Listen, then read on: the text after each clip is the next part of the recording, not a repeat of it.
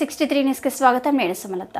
ఈత కళ్ళు కాదు, తాటి కళ్ళు కాదని, అది డైజోఫామ్ కళ్ళు అని చేవెళ్ల ఎంపీ కొండ విశ్వేశ్వరరెడ్డి విమర్శించారు. కల్తీ కళ్ళు తాగి ప్రాణాల మీదకు తెచ్చుకోవద్దని ఎంపీ హితవు పలికారు. శుక్రవారం కల్తీ కళ్ళు తాగి తీవ్ర అస్వస్థతకు గురైన బాధితులను చేవెళ్ల ఎంపీ కొండ విశ్వేశ్వరరెడ్డి పరామర్శించారు. వికారాబాద్ మండల పరిధిలో గల పీరంపల్లి గ్రామంలో కల్తీ కళ్ళు తాగి దుర్గయ్య అనే వ్యక్తి మృతి చెందగా మిగిలిన వారంతా పట్టణ పరిధిలోని వివిధ ఆసుపత్రుల్లో చికిత్స పొందుతున్నారని ఎంపీ స్పష్టం చేశారు. కల్తీ కళ్ళను తయారు చేసే వారిపై చట్టపరంగా కఠిన చర్యలు తీసుకోవాలని సూచించారు. కల్తీ కళ్ళను పూర్తిగా నిషేధించాలని ఆయన తెలిపారు. కల్తీ కళ్ళు తాగి మృతి చెందిన కుటుంబాన్ని ప్రభుత్వం ఆదుకోవాలని ఎంపీ డిమాండ్ చేశారు. కల్తీ కళ్ళు తాగి అస్వస్థతకు గురైన వారికి మెరుగైన వైద్య చికిత్స అందించాలన్నారు. అనుమతి లేని కళ్ళు దుకాణాలను శాశ్వతంగా బంద్ చేయాలని ఎంపీ డిమాండ్ చేశారు. కల్తీ కళ్ళు తయారీదారులపై నిఘా పెట్టమని, సంబంధిత ఎక్సైజ్ అధికారులపై చర్యలు తీసుకోవాలన్నారు.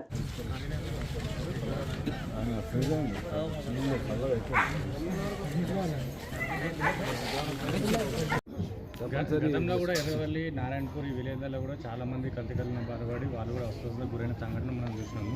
అంటే గత ప్రభుత్వం కూడా తాగుబోతుల తెలంగాణ చేసిందని మీతో పాటు చాలామంది అన్న సందర్భాలు కూడా మనం చూసినాము.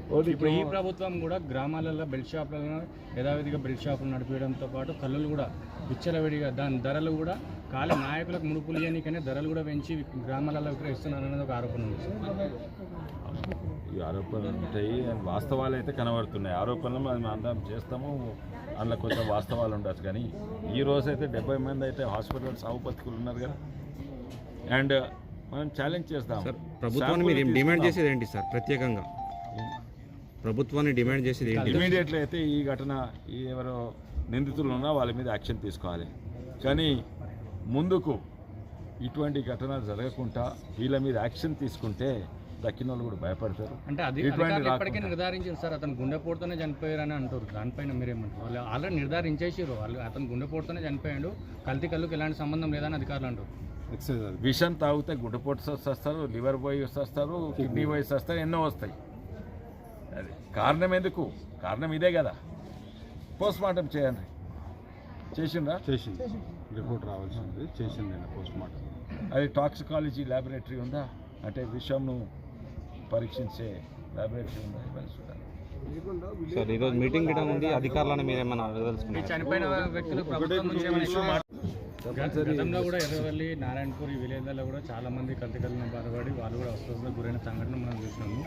అంటే గత ప్రభుత్వం కూడా తాగుబోతుల తెలంగాణ చేసిందని మీతో పాటు చాలామంది అన్న సందర్భాలు కూడా మనం చూసినాము.